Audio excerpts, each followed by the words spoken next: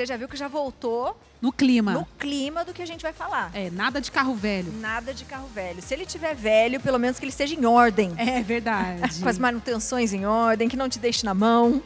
Pode né? ser que sim, mas às vezes, gente, pode ser carro novo, carro velho, pode dar uns BO. E a gente sabe, né, que a gente tem enfrentado várias situações diferentes que a gente Sim. não tinha antes no Brasil, né? A gente ficou com medo esses dias dos ventos fortes. Verdade, na Dutra, das né? chuvas fortes. Sim. E eu vou te confessar uma coisa. E eu já sofri um acidente uma vez de carro, então quando chove muito, eu fico muito tensa. Me Com dá medo. um certo receio às Sim. vezes. E chego até parar o carro, falando, não, vou parar aqui um pouquinho, ficar, esperar essa chuva passar, depois eu continuo. Você tem algum receio, assim, de dirigir, assim, por exemplo? Eu tenho também, já aquaplanei um carro. E tenho muito receio, a gente está sempre na estrada, né? Então o perigo ele é maior. Mas saber o que fazer, isso pode salvar a nossa vida e a vida das pessoas que estão com a gente, né? Eu acho que esse é o maior segredo. Com certeza, além da gente usar o nosso cérebro, né? Pra Mais ter uma calma, pra ter um pouco de paciência, pra não fazer as coisas de uma forma muito impulsiva, porque daí às vezes também a gente pode errar tudo Pode. mesmo sabendo. É nervoso, né? Mas aí, quem que pode ajudar a gente? Bombeiro. Ah, é, né? E aqui a gente tem, será? Chama o bombeiro. Aê, minha gente, quem vai contar pra gente o que a gente pode fazer nessas situações de risco é o primeiro tenente Lucas Chicarino e o bombeiro Marcos Pereira. Sejam muito bem-vindos, por favor, boa tarde. Tudo bem, gente? Tudo Uma bom? boa tarde, tudo bem Seja com vocês? bem-vindo. Tudo bem? Tudo bem, seja bem-vindo. Tudo bem, boa tarde. Que bom receber vocês aqui. Muito obrigada, viu, por terem vindo e ensinar pra gente, né, o que fazer nesse momento de perigo. Eu estava comentando com a Gabi, né, que a gente tem enfrentado algumas situações que a gente não era tão comum, pelo menos antes, né? Sim. De muitas chuvas, muitos ventos, enfim. E a gente fica um pouco tenso. Quando a gente pensa que vai sair com o nosso carro, a gente pensa que vai estar tudo certo naquele dia. Qual é a primeira coisa que a gente tem que verificar no nosso carro sempre? Bom, o Corpo de Bombeiros consegue passar uma série de orientações com relação aos cuidados com o veículo. Falar uma coisa principal que é importante é meio difícil, mas o que a gente pode fazer e o que a gente recomenda? A prevenção e as revisões dos veículos é o maior aliado do Corpo de Bombeiros, é o maior aliado do condutor. Então, verificar os freios, verificar os fluidos, verificar os óleos, verificar as mangueiras, tudo deve ser verificado para que minimize a chance de dar algum problema. Sim. Eu falar que um ponto só é importante, pode ser que o pessoal não dê atenção para os demais. Tudo é importante quando Tudo é importantíssimo. Quando a gente fala de segurança, né? E é o seguinte, a Abby comentou de um dia de chuva. Semana passada tinha uma previsão muito forte de vento e daí nós ficamos até com receio, né? Ela falou, manda mensagem para mim quando chegar lá em Taubaté. E quando tá armando uma tempestade e corre o risco desse vento forte, a gente precisa pegar a estrada. Qual que é o cuidado que a gente deve ter? Bom, a primeira orientação é que se evite esse tipo de cenário. Mas se não der para evitar e eu tenho que dirigir o meu veículo, conduzir o meu veículo em um momento de tempestade, que a gente tome as devidas cautelas. Diminuir a velocidade, andar com uma velocidade mais abaixo, porque a visibilidade fica prejudicada. Então, se eu tiver que ter uma reação, eu consigo fazê-la de maneira mais célere. Se eventualmente está ventando demais, eventualmente as pessoas trazem até para a gente que o veículo está sendo movimentado ligeiramente para um lado e para o outro. Encosta o veículo no acostamento da pista ou embaixo de alguma estrutura física resistente, como é o caso de algum estacionamento de shopping ou eventualmente um estacionamento de um posto de gasolina, alguma estrutura física mais resistente. E esperar passar essa tempestade, né? Porque às vezes granizo, chuva, ventania, a pessoa já tende a ficar um pouco mais nervosa. Sim. A reação dela já vai demorar um pouco mais para acontecer. Então são orientações que a gente passa, né? E a gente tem um pouco de receio de quando está dirigindo, principalmente quando tem muita chuva, de repente parece que você vai enxergar alguma coisa e você meio que quer frear. E eu tenho muito medo de usar o freio, principalmente nessa época, né, de chuva, Nesse por causa momento, da estrada, enfim. O que a gente tem que fazer, né? Se de repente isso aconteceu, de você pensar no freio, por exemplo. Bom, num cenário ideal em que tem uma tempestade e você já está andando com uma velocidade reduzida, a chance do carro, por exemplo, aquaplanar é menor. Então daí vai você ter cautela no momento em que você está dirigindo para que você evite esse tipo de situação.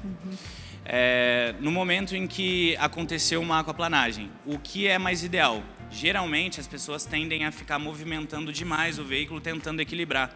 tenta só manter ele resistente, porque passado alguns metros o veículo vai pegar aderência novamente no solo. Então, legal. manter a calma. É difícil, mas manter a calma, né? Continua na mesma velocidade. Continua na mesma velocidade, evitar fazer frenagem nesse momento da aquaplanagem. O veículo pode sair de traseira, que a gente fala, né? E dependendo do modelo do veículo, ainda com mais facilidade. Se for uma caminhonete, se for um veículo mais alongado, né? Pode até capotar, né? Com certeza. E olha, falando ainda em chuva, porque né, a gente está vivendo uma época de bastante chuva, tem o para-brisa.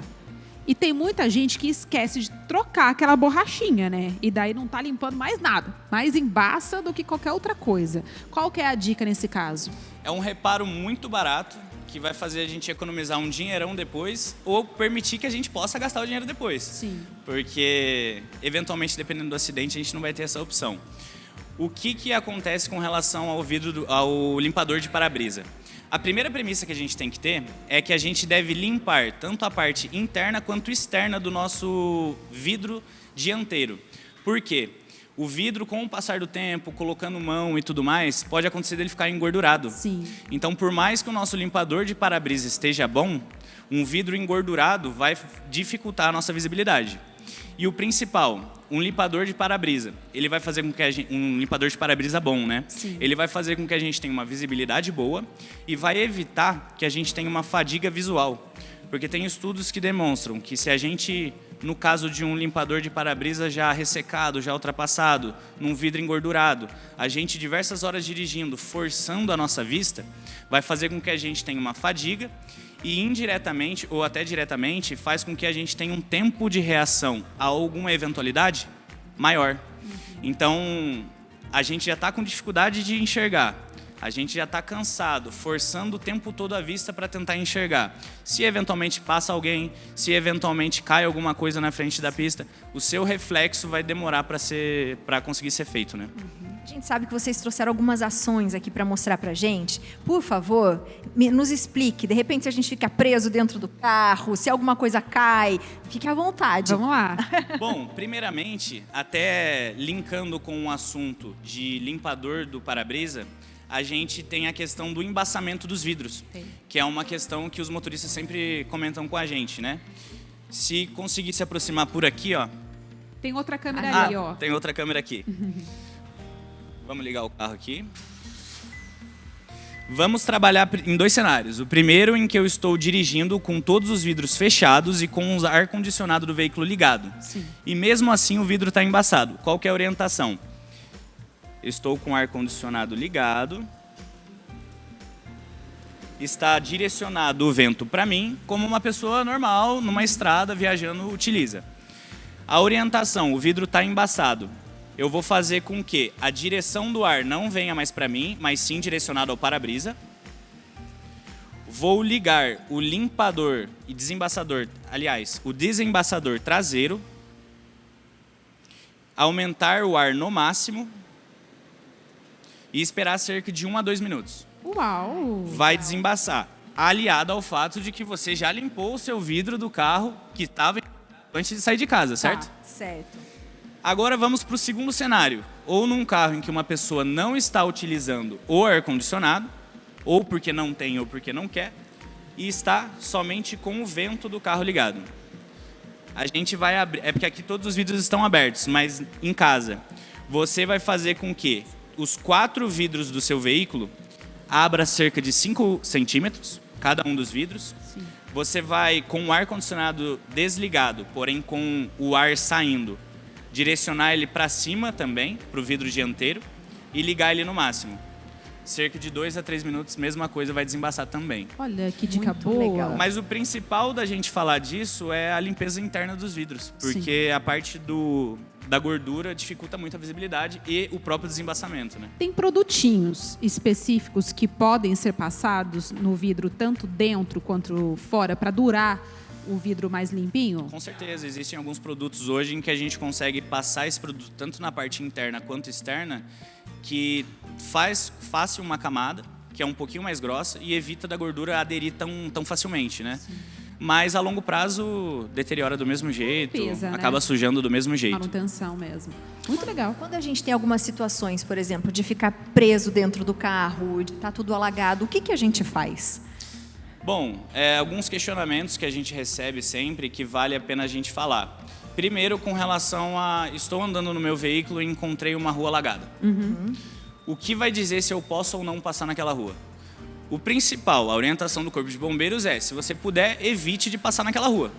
Mas vamos supor que eu preciso passar porque eu estou indo para um hospital, alguma coisa nesse sentido.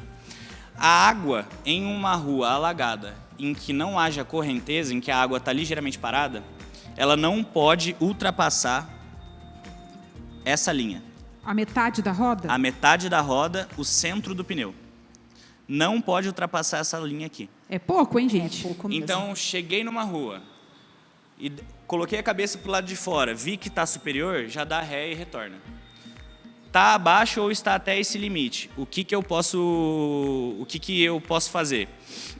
Engato a primeira marcha, acelera de maneira constante, sem fazer acelerações bruscas, e não troca de marcha. Seja colocar no neutro, seja colocar na segunda marcha, mantém em primeira marcha, aceleração constante, para evitar que a água entre pelo escapamento.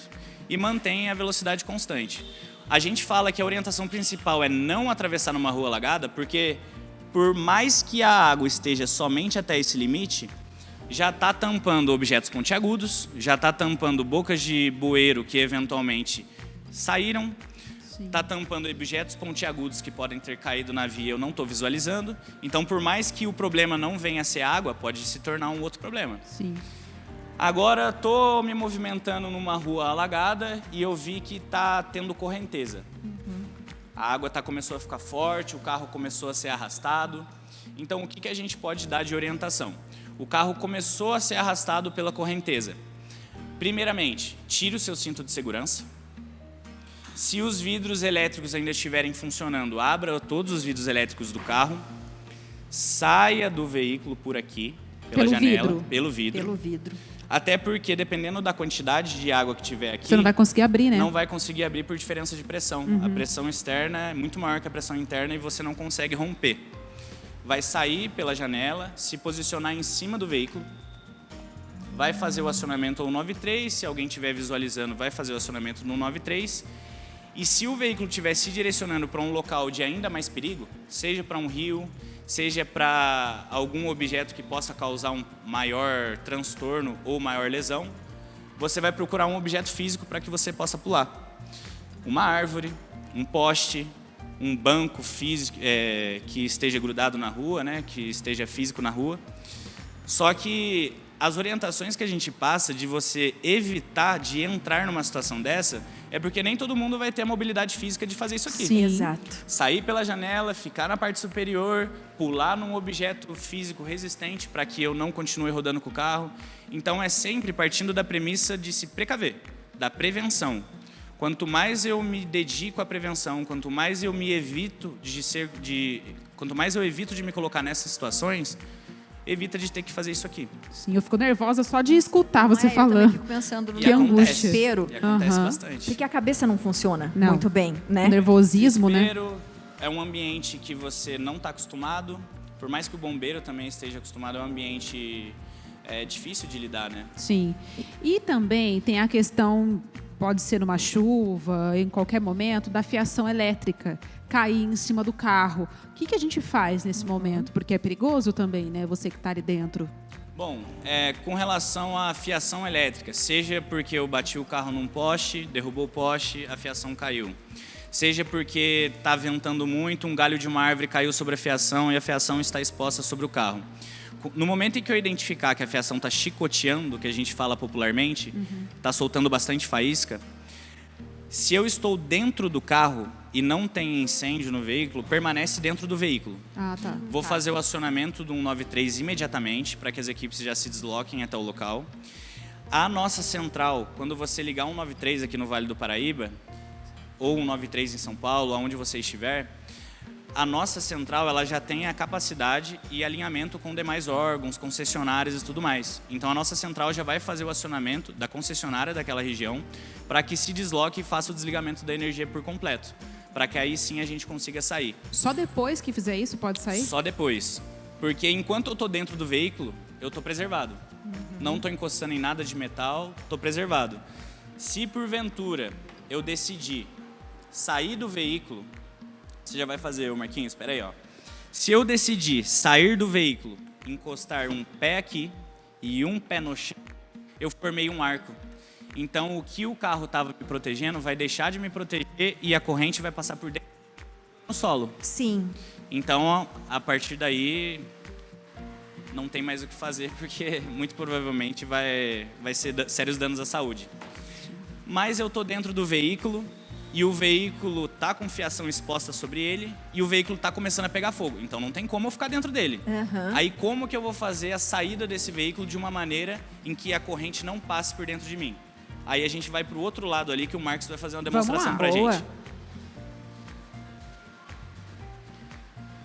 No momento em que eu identifiquei, tá saindo fumaça do capô, pode ser que gere um incêndio, tô sentindo aquele cheiro característico de plástico queimando e tudo mais. Vou abrir a porta do veículo totalmente. Vou posicionar os meus 2 pés juntos. De uma única vez. De uma única vez. E você vai dar um pulo em que você vai colocar os 2 pés no solo ao mesmo tempo. Uau!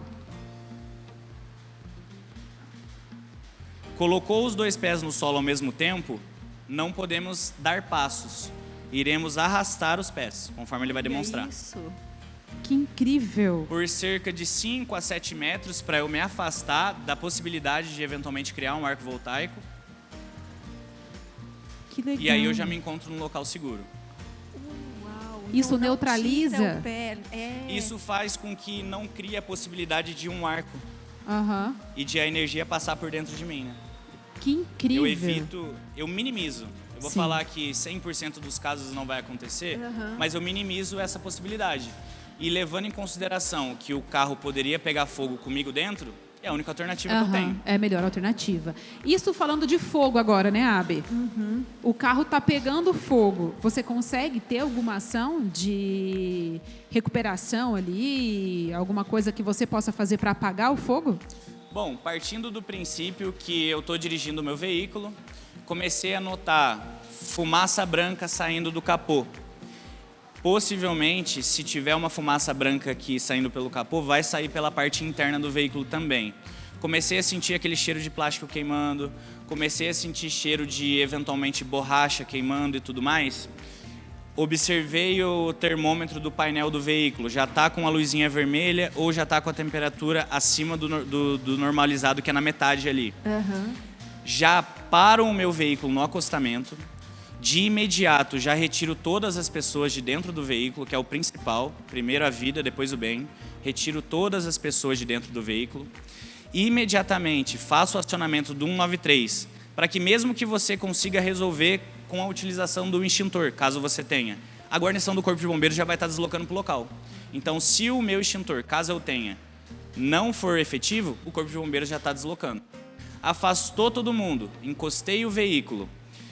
O que eu posso fazer? Caso você tenha o extintor à disposição, que por mais que não seja mais item obrigatório em veículos leves assim, eu particularmente ando no meu e aconselho todo mundo a andar.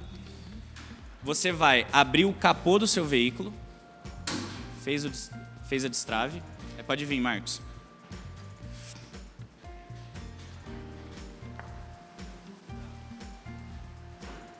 Você vai destravar levemente. E sem levantar a tampa, espera aí um pouquinho. Por que sem levantar a tampa?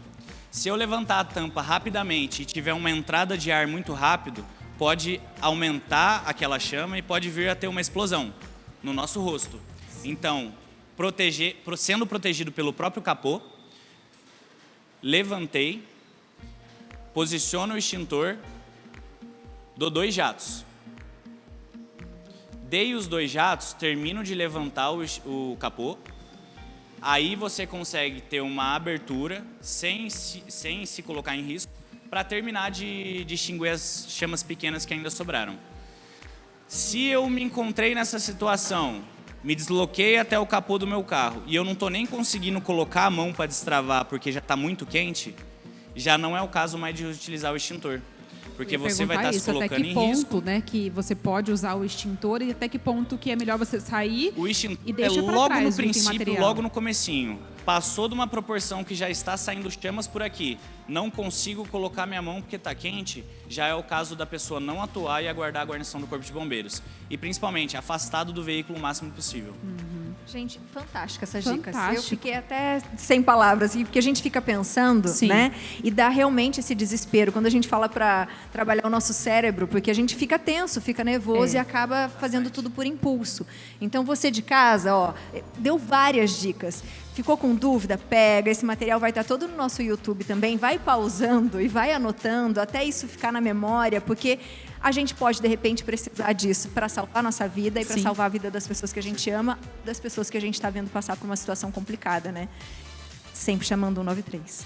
Sempre ligo 93 e aproveitando a oportunidade, não é linkada a esse assunto em específico, mas é linkada ao que a gente está passando no momento. A gente está se encontrando hoje num período de estiagem, que vai mais ou menos de abril, maio a setembro a outubro. Umidade do ar baixa, incidência maior de sol. Favorece muito a questão dos incêndios florestais. Então, cautela em tudo que for fazer utilizando fogo. Soltar balões é crime, não faça a soltura de balões. Se visualizar alguém colocando fogo de maneira irregular, faça o acionamento do 190 para que a guarnição de policiamento vá até o local. E se visualizar um fogo, por menor que seja, não atue, acione o 193 imediatamente. Incrível. Não posso perder a oportunidade Não, de tá orientar. certíssimo. Maravilhoso, Aqui, comunicação, maravilhoso. informação, sempre tem E espaço. agradeço o espaço para a gente poder estar orientando e será um prazer voltar mais vezes. Muito Voltem obrigada. sempre que vocês quiserem. Muito obrigada e parabéns pelo trabalho de vocês, Disposição. por ajudarem, socorrerem tantas vidas, viu? Muito obrigada. O Corpo de Bombeiros está à disposição. Muito obrigado, gente. Obrigada, obrigada.